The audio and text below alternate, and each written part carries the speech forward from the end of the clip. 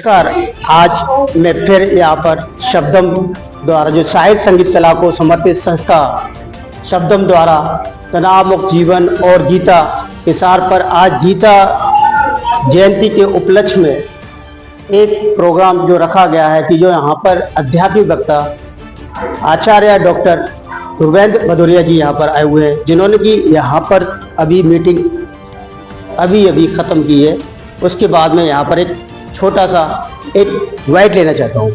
आज जो गीता और भागवत के जो बीच में यहाँ पर लोगों ने क्वेश्चन पूछे, इस विषय में आप क्या कहना चाहते हैं? नहीं, जीवन से जुड़े हुए प्रश्न पूछे गए और तनाव प्रबंधन किस तरह से आज के जीवन में जैसे घुसा हुआ है, परिवारों में है, समाज में है, बच्चों में है, तो गीता के माध्यम से किस तरह से उस तनाव को प्रबंधित किया जा सकता है, कैसे मैनेज किया जा सकता है, कौन से श्लोक हैं, कौन सा ज्ञान है गीता में जिससे तनाव कम किया जा सके और तनाव हो ही ना, तो वो सारे सूत्र उनको बताया गया, उसी की चर्चा की गई और उसी पर प्रश्न पूछे गए बच्चों को। गीता का माध्यम स्कूल में पढ़ाने के लिए कुछ लोगों ने यहाँ पे प्रेरित किया कि ये धार्मिक क्वेश्चंस है, क्या इसको पढ़ाना चाहिए क्या नहीं पढ़ाना चाहिए सब बच्चों को? गीता धर्म ग्रंथ नहीं है, किसी धर्म की उसमें चर्चा नहीं है, न हिंदू की है, न इस्लाम की है, न क्रिश्चियनिटी की है।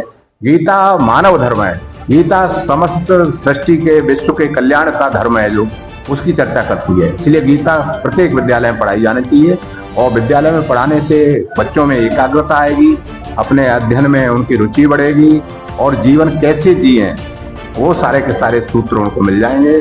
किसी को नुकसान नहीं पहुंचाएंगे, वे अपने को भी नहीं पहुंचाएंगे और समाज और राष्ट्र के लिए कैसे उपयोगी हो जाए उनका जीवन, इस दिशा में वो अपना काम जीवन जी सके। जैसे कि आपने यहाँ पर डिप्रेशन के लिए कहा, डिप्रेशन मुक्त करने के लिए अगर आप कहीं पे विभक्त होते हैं तो आप गीता साथ। डिप्रेशन भय से आता है और शोक से आता है, तो अर्जुन को भी शोक हुआ था। पहला अध्याय विषाद योग है, जो शोक का है, विषाद आता है, जीवन में दर्द आता है, पीड़ा आती है, शोक आता है, तो वहीं से गीता का प्रवचन भगवान शुरू करते हैं विषाद को नष्ट करने के लिए।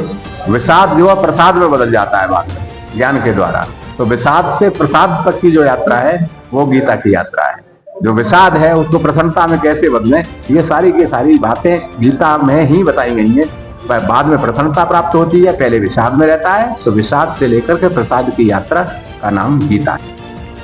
फिर मिलते हैं एक नई कवरेज के साथ। आप देख रहे हैं सब सुपर देश, ये है संदेश, मेरा काम है समस्याओं का समाधान।